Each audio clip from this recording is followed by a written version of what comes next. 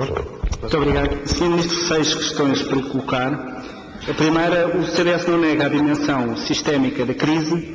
O que considera é que, seja qual for a resposta sistémica à crise, a política que o Governo está a seguir é a política que terá de ser seguida. Se houver lançamento de eurobonds, se houver maior impressão de moeda e inflação, se o euro colapsar, se reforçarmos a governação económica, eu não encontro outra política nacional a ser seguida que não aquela que o Governo está a seguir, e pedi-lhe que confirmasse isto, ou seja, se há alguma solução no horizonte que passe por ignorar o problema de endividamento e despesa que Portugal tem. Há também, Sr. Ministro, um ceticismo natural quanto ao Conselho Europeu e quanto às soluções que dali vão sair. Mas a experiência já nos ensinou, e a lógica vem-nos demonstrando isso, que há soluções que de certeza não vão sair deste Conselho Europeu. Não vai sair uma solução que passe por considerar que pagarmos a dívida é uma coisa de crianças. Isso não vai acontecer. Também não vai acontecer uma solução que passe por considerar, confundindo, aliás, saldos comerciais com saldos orçamentais, que países que têm as suas contas em ordem devem transferir dinheiro em ordem, sem mais, para os países que estão endividados por sua culpa e por seu risco. E também não vai sair do Conselho Europeu, com certeza, uma solução que passa por negar o mundo globalizado em que a Europa se encontra, ou que passe por considerar que o endividamento não é o problema e que podemos continuar a endividar-nos ilimitadamente, porque as dívidas são, segundo percebemos, eternas. Sr. Ministro, a pergunta que eu fazia, se é crível que no próximo Conselho Europeu os países da União Europeia passem por considerar que salvar o euro é possível com políticas que trouxeram ao problema. Se o problema é o excesso de endividamento e despesa, será, Sr. Ministro, que passa pela cabeça dos países da União Europeia que para salvar o euro é preciso manter políticas de endividamento e de crescimento da despesa? O Governo foi hoje aqui acusado, terceira pergunta, de estar colado à Alemanha. Há coisas que eu não quero ver o meu Governo fazer. Uma é atuar no quadro da União Europeia, dando a entender que Portugal não está a conseguir resolver os seus problemas e que precisa desesperadamente de uma solução que lhe permita continuar a endividar-se e que lhe permita continuar o rumo da despesa.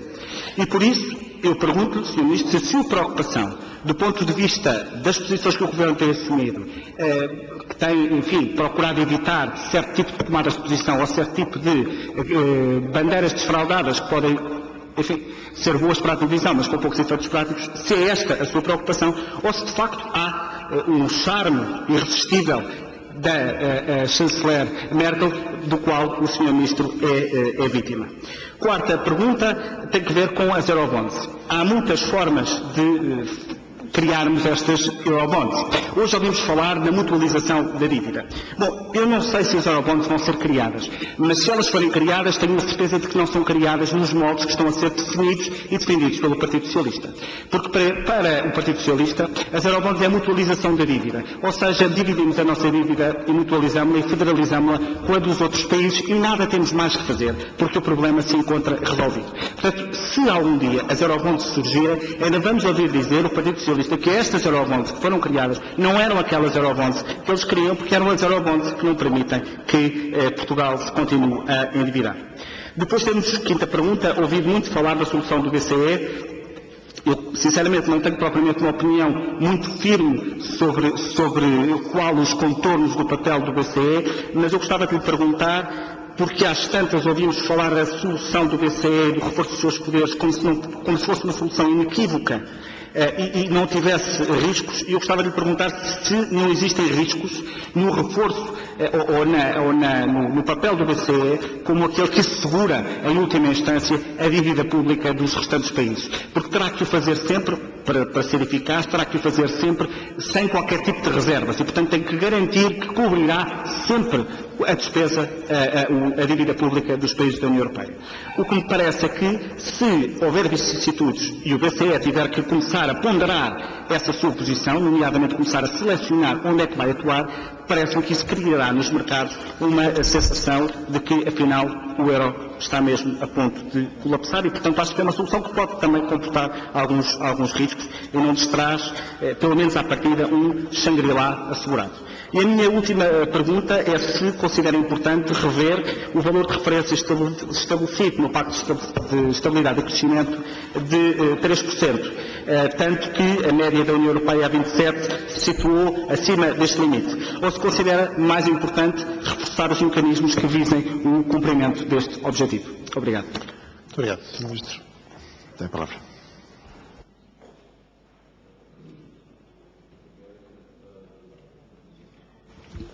Muito obrigado, Sr. Deputado Serpa Oliva, pelas suas palavras encorajadoras e amáveis, e muito obrigado ao Sr. Deputado Adolfo Mesquita Nunes pelas 6 perguntas muito apontadas que me faz.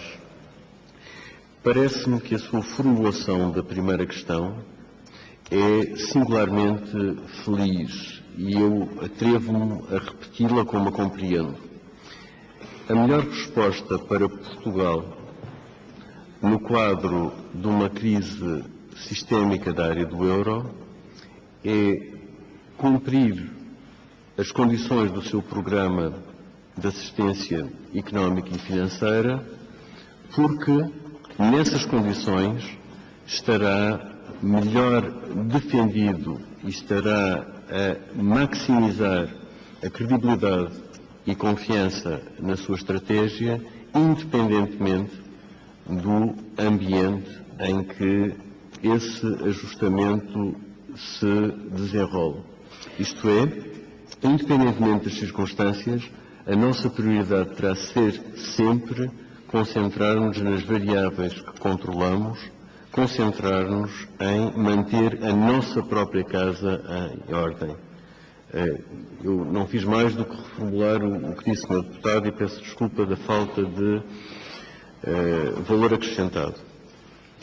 Relativamente à sua segunda questão, parece-me claro que a dívida pública tem de ser sustentável.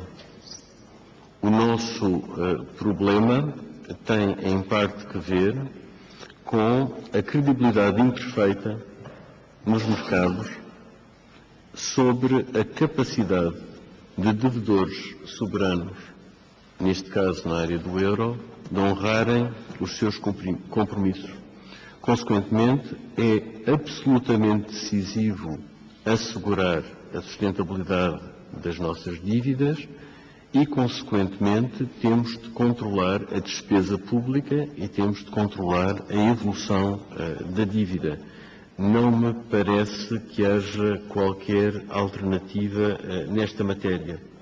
O que conduz a uma resposta natural à sua última questão, que é a de que o aspecto crucial é de assegurar o cumprimento das regras e exigências dos procedimentos orçamentais no quadro da área do euro, e recordo que o objetivo que é imposto neste quadro aos Estados-membros é o de assegurarem, no médio prazo, uma posição próxima do equilíbrio orçamentário. De resto, esse compromisso é traduzido na nossa lei do enquadramento orçamental num limite para o déficit de 0,5% do PIB. Esse compromisso é, portanto, nacional e europeu simultaneamente. A sua terceira questão, relativamente às críticas relativas à colagem à Alemanha, parecem-me inteiramente artificiais. A forma como eu colocaria essa questão é a seguinte: parece-me que um país como Portugal, que tem um interesse fundamental na integração europeia e tem um interesse vital na estabilização da área do euro, tem, portanto, todos os incentivos para participar de forma construtiva na consecução das soluções mais viáveis e sustentáveis para assegurar a estabilidade da área do euro no seu conjunto. Desse ponto de vista, o nosso país tem como ponto de vista nacional, como ponto de vista natural de um ponto de vista nacional, um ponto de vista europeu. e desta forma procuramos as melhores soluções para a Europa como um todo, para a área do euro como um todo, e dessa maneira servimos da melhor maneira os nossos interesses nacionais nesse contexto. A questão das euroobrigações é uma questão complexa e, como o Sr. Deputado bem referiu, o desenho das condições que acompanham a emissão das euroobrigações estão muito longe da ideia simples e primitiva de uma mutualização de dívidas. Relativamente ao Banco Central Europeu, a independência do Banco Central Europeu e a proximidade com uma reunião de política do próprio Banco Central Europeu aconselham uma grande prudência e, consequentemente, em vez de responder à sua questão e falar do futuro, farei apenas uma referência ao passado.